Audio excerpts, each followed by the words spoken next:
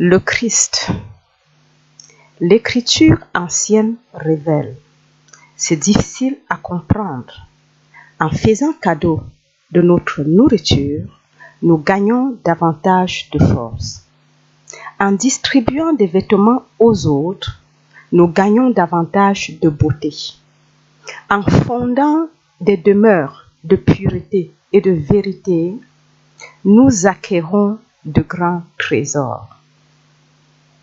Abraham, le père des Hébreux, a fondé la prospérité de son peuple sur l'idée de la dîme, de donner 1/10 de son revenu à des buts spirituels ou charitables sans aucune pensée de remboursement ou de récompense. L'immortel ne peut être atteint que par des actes continus de bonté et la perfection est accomplie par la compassion et la charité. Plus grand le degré d'amour désintéressé que nous atteignons, plus nous approchons de la réalisation du jeu universel comme étant notre être réel. Le sens personnel de jeu est activement occupé à obtenir, atteindre, désirer, accomplir, accumuler, tandis que notre identité réelle donne, accorde, partage et bénit. Le sens personnel de soi-même est l'incorporation de toutes les expériences humaines, dont la plupart sont limitées et indésirables. L'identité réelle est l'incorporation d'idées et d'activités spirituelles infinies et s'exprime à tout jamais, sans limite ou restriction. Le petit jeu s'inquiète avant tout de ses affaires et problèmes personnels, élargissant ses frontières pour inclure les proches membres de la famille ou du cercle d'amis. Le sens personnel va souvent plus loin dans les œuvres de bienfaisance ou le bien-être de la communauté, mais nous savons que c'est le sens personnel lorsque nous analysons les motifs qui gouvernent ces actes.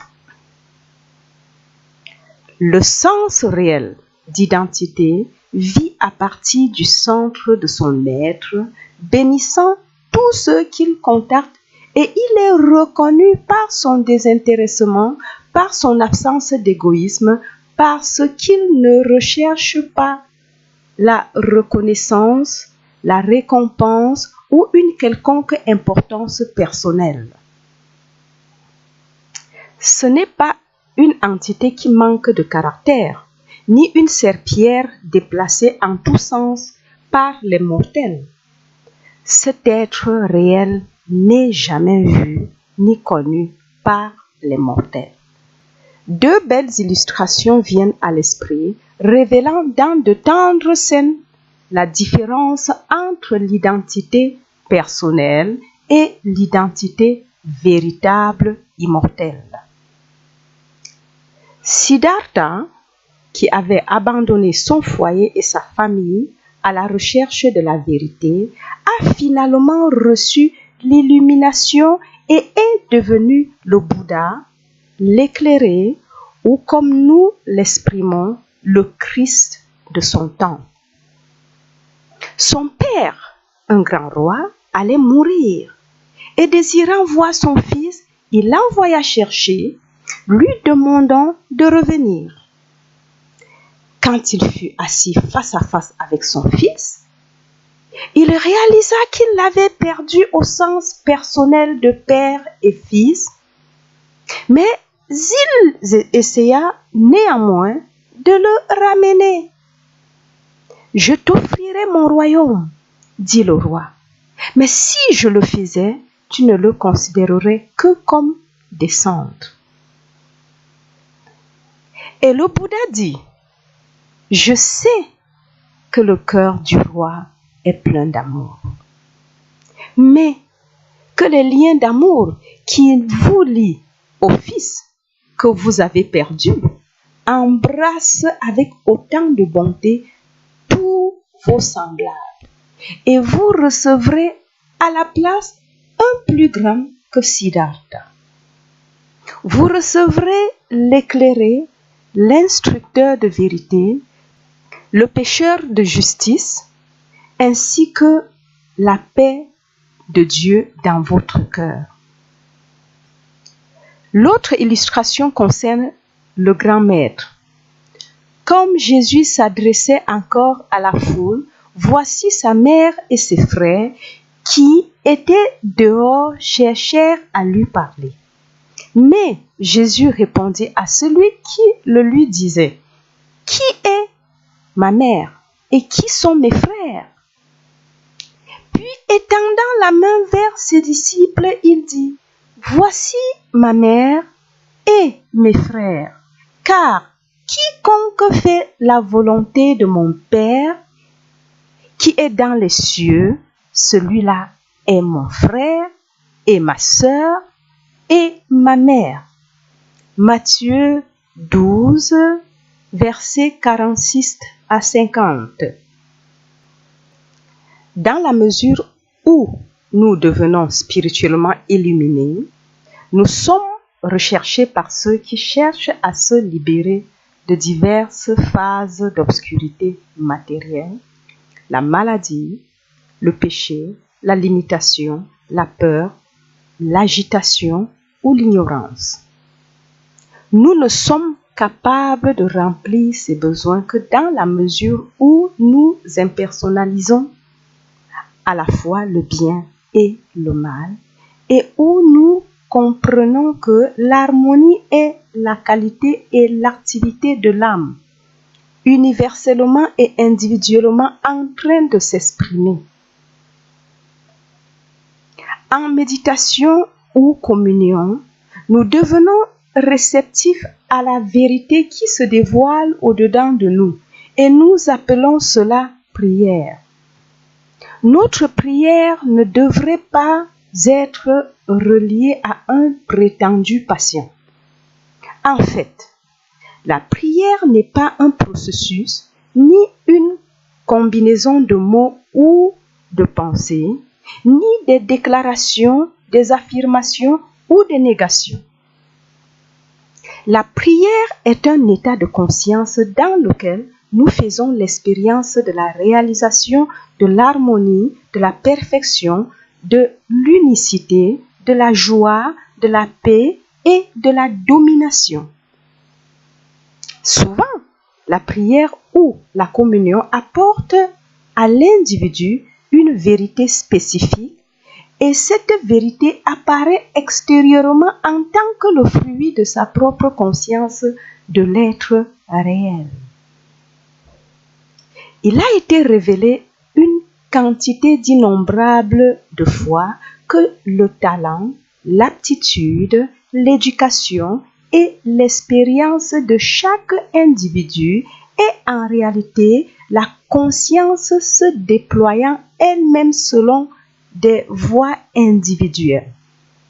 Comme artiste, musicien, marchand, homme d'affaires ou acteur. Il s'ensuit par conséquent que la conscience s'exprimant elle-même ainsi a toujours une occasion et toujours reconnue, accueillie.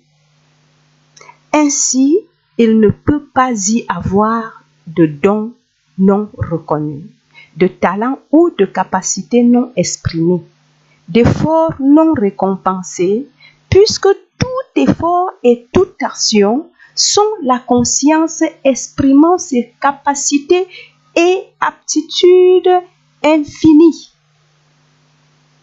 La prise de conscience de cette vérité entraînerait la dissolution de l'illusion de chômage, de manque de rémunération ou d'appréciation.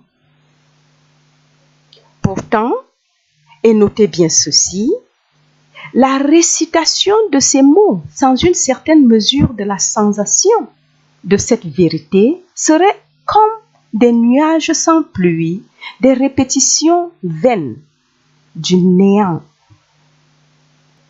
De la même manière, il a été révélé que du fait qu'il n'y a qu'une seule vie, cette vie unique n'est jamais en danger de maladie, d'accident ou de mort. Cette vie est la vie de l'être individuel.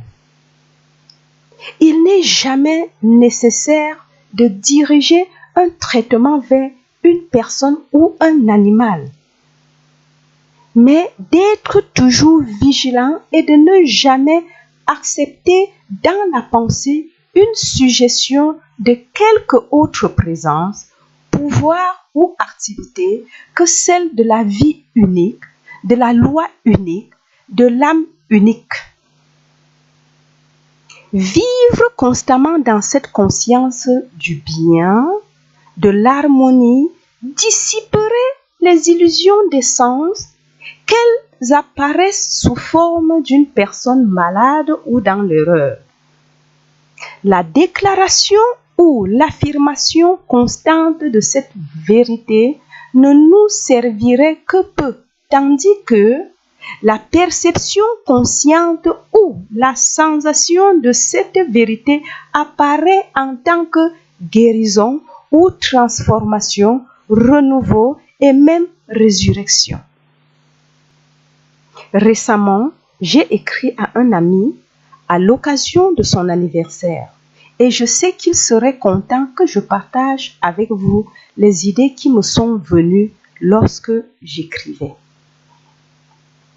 En guise de souhait d'anniversaire, je voudrais simplement souhaiter que tu n'aies jamais eu d'anniversaire, afin que tu puisses t'habituer à l'idée de la continuité de l'existence consciente sans rupture ou arrêt. Une connaissance consciente du dévoilement progressif. En vérité, il n'y a aucune rupture dans la continuité du dévoilement de la conscience. Et la conscience ne peut pas plus perdre sa perception consciente du corps que tu ne peux perdre ta conscience du talent musical, artistique ou autre que tu as développé. La conscience se déploie de l'intérieur vers l'extérieur à partir d'une base ou source illimitée, à partir de l'infini de ton être jusqu'à la prise de conscience individuelle de cet infini sous des formes, variétés et expressions infinies.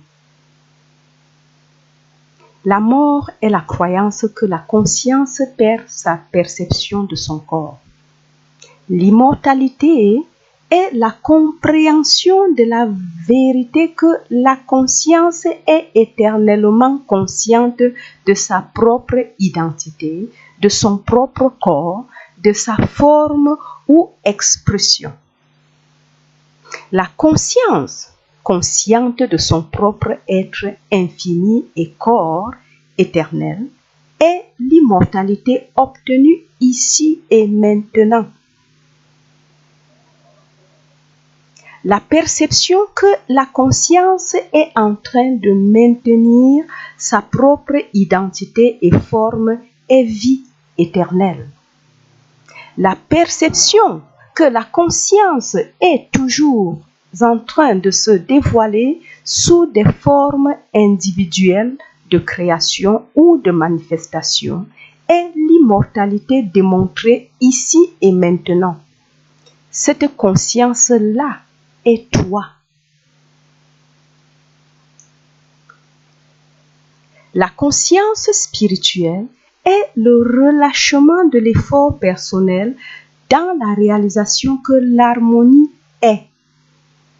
Cette conscience, avec son relâchement de l'effort personnel, est atteinte lorsque nous découvrons que le Christ au-dedans de nous est une réalité présente.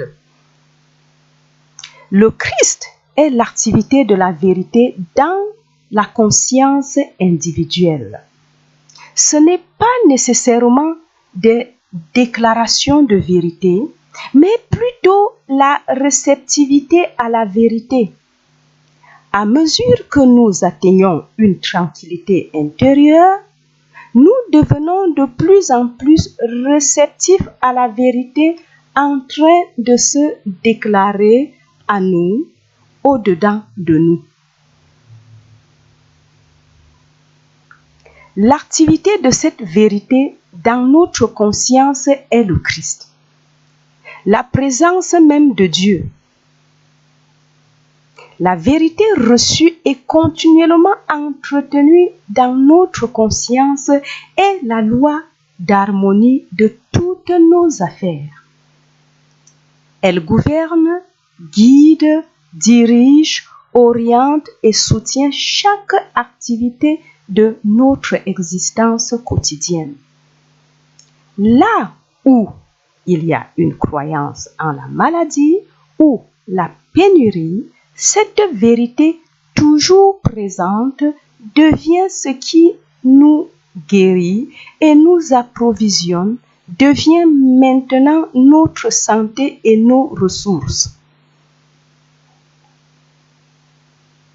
Pour beaucoup de personnes, le mot Christ continue d'être un terme plus ou moins mystérieux, une entité inconnue, quelque chose dont elles n'ont que rarement ou jamais fait l'expérience.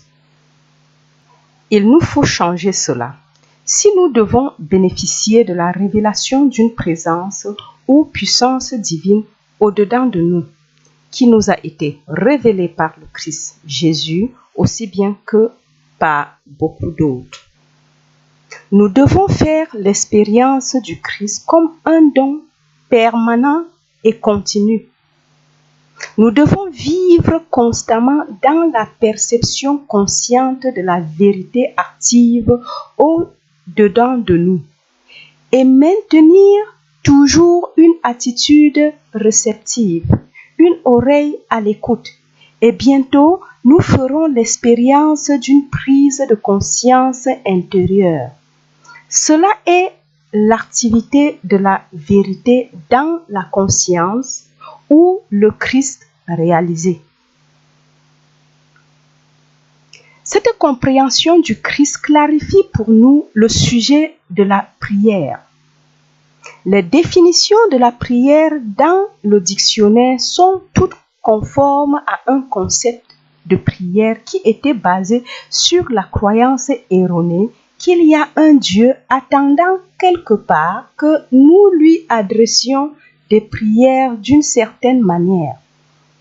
Alors, si nous trouvions ce Dieu bien disposé, nous pouvions obtenir une réponse favorable à nos prières, à moins naturellement que nos parents ou nos grands-parents, depuis 3 ou 4 générations, n'aient péché, auquel cas nous étions redevables à leurs péchés et nos prières allaient dans la corbeille à papier des cieux. Nous avons un sens différent de la prière. Nous réalisons que le bien qui vient à nous, quel qu'il soit, est le produit direct de notre compréhension personnelle de la nature de notre propre être.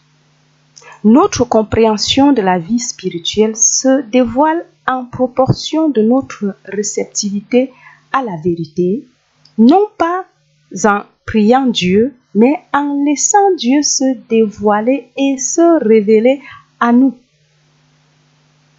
Ceci est le concept plus élevé de la prière.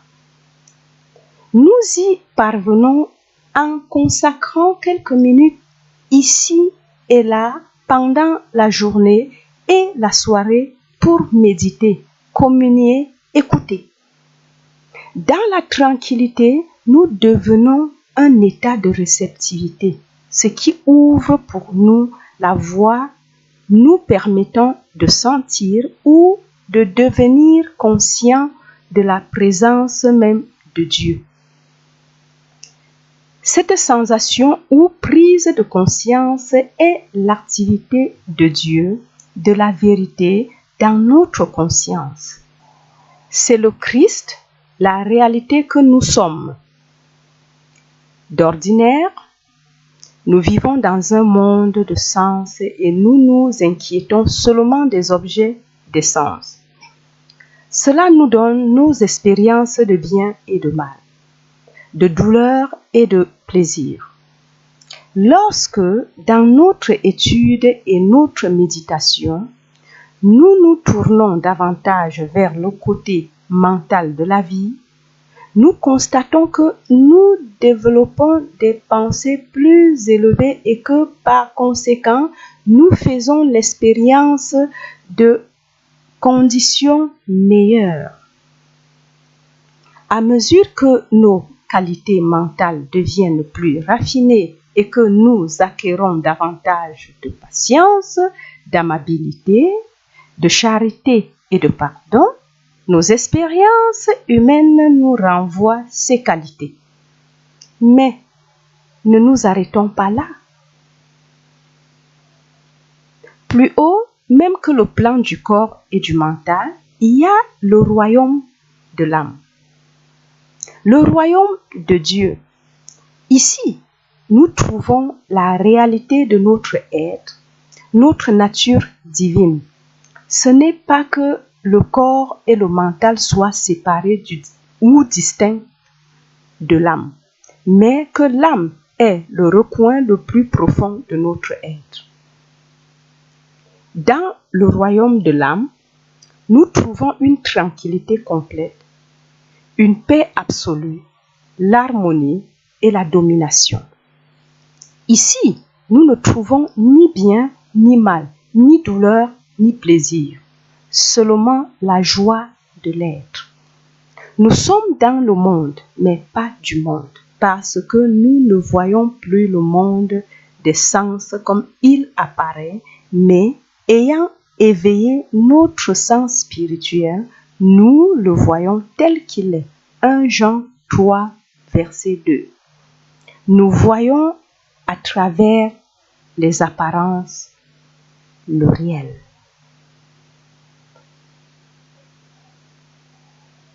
Jusqu'ici, nous avons recherché notre bonheur dans l'univers objectif, dans des personnes, des lieux ou des choses.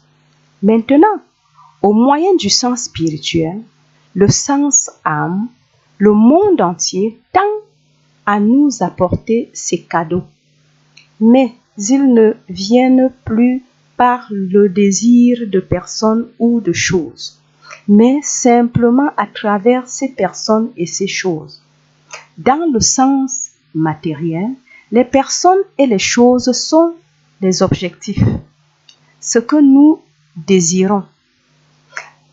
À travers le sens âme, notre bien se déploie depuis le dedans de nous, même s'il apparaît en tant qu'une personne et qu'une condition améliorée. Le sens âme ne nous prive pas des amis, de la famille et des commodités de l'existence humaine, mais il nous les apporte plus sûrement à un niveau de conscience plus élevé, plus beau et permanent. Pendant de nombreux siècles, l'attestation a été centrée sur Jésus-Christ comme étant le sauveur de l'homme. Et pendant ces siècles, le sens spirituel de la vie a fluctué d'un extrême à l'autre, de lumière et de ténèbres. Un instructeur du XVIe siècle a écrit: le Christ, Jésus, s'appelle lui-même la lumière du monde. Mais il dit également de ses disciples que eux aussi sont la lumière du monde. Tous les chrétiens dans lesquels vit le Saint-Esprit, c'est-à-dire tous les chrétiens véritables, sont un avec le Christ en Dieu et sont comme le Christ Jésus. Ils auront par conséquent des expériences comparables et ce que le Christ Jésus a fait, ils le feront aussi. Notre tâche est la réalisation du Christ de notre propre conscience. Nous reconnaissons avec joie et un amour profond la mesure de Christ atteinte non seulement par Jésus, mais par beaucoup de croyants et prophètes spirituels de tous les temps. Notre cœur est rempli de gratitude pour la mesure de Christ manifestée par tant d'hommes et de femmes d'aujourd'hui. Nous attendons maintenant avec impatience la réalisation du Christ de notre propre conscience. Le royaume de Dieu est en vous, et celui qui le recherche à l'extérieur de lui-même ne le trouvera jamais, car séparé de Dieu, personne ne peut soit chercher, soit trouver Dieu, parce que celui qui cherche Dieu l'a déjà en vérité. Nous devons comprendre le mot conscience, parce que nous ne pouvons prouver que ce dont nous sommes conscients. Où nous tenons-nous dans la conscience? Sommes-nous encore des mortels? Ou bien avons-nous renoncé à notre état d'être matériel et reconnu que nous sommes le Christ, l'accomplissement, la présence de Dieu? Un jour, nous devrons abandonner l'effort d'obtenir et nous reconnaître nous-mêmes comme étant le donneur éternel en action. Nous devrons nourrir 5000 personnes sans nous inquiéter d'où cela viendra. À partir de notre état christique, les multitudes peuvent être approvisionnées. Où donc est la pénurie si ce n'est dans la croyance que nous sommes humains? Nous devons abandonner cette croyance et revendiquer notre identité véritable. Lorsque nous sommes confrontés à une quelconque personne ou circonstance qui semble être mortelle, nous devons réaliser: tu es le Christ, l'enfant du Dieu vivant, et réaliser que tout ce qui apparaît comme étant mortel est illusion ou néant. Nous ne craindrons aucun mortel et aucune circonstance matérielle parce que nous reconnaîtrons son néant. La vérité est simple. Il n'y a pas de profonde métaphysique ou des vérités mystérieuses. Ou bien c'est la vérité, ou bien ce n'est pas la vérité.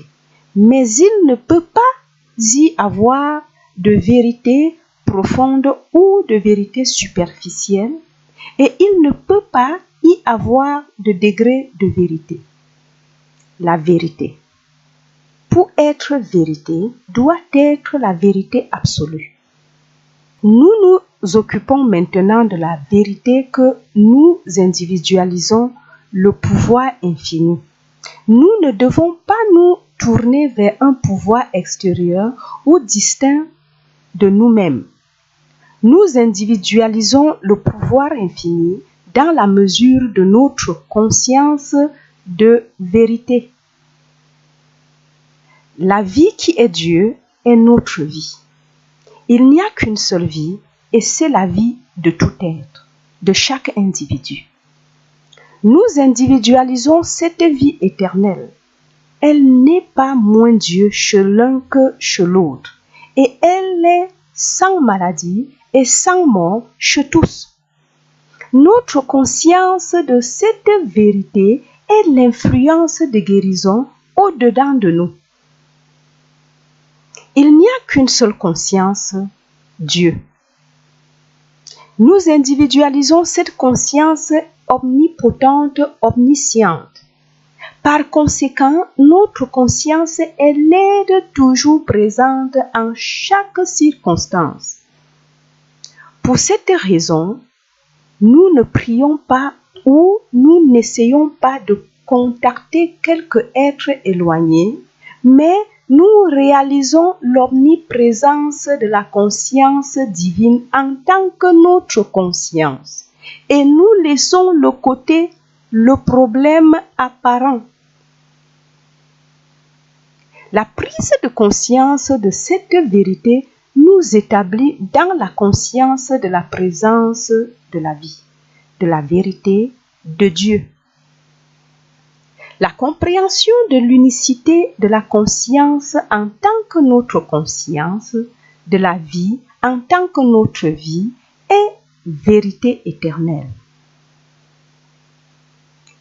Le pas suivant dans le dévoilement de notre conscience est la réalisation qu'en tant qu'individualisation de la conscience, nous incorporons au-dedans de notre propre conscience, notre corps, nos affaires et notre foyer. Nous ne pouvons prouver notre domination sur le temps, le climat, les revenus, la santé et le corps que dans la mesure où nous savons que ces choses-là sont des idées de la conscience que nous sommes. Le foyer, l'emploi et le corps sont des idées au-dedans de nous et sont soumises à notre compréhension et la conscience de cette vérité nous donne la domination. Cela n'exalte pas l'état humain et ne le rend pas divin. Cela efface l'état humain et révèle notre divinité.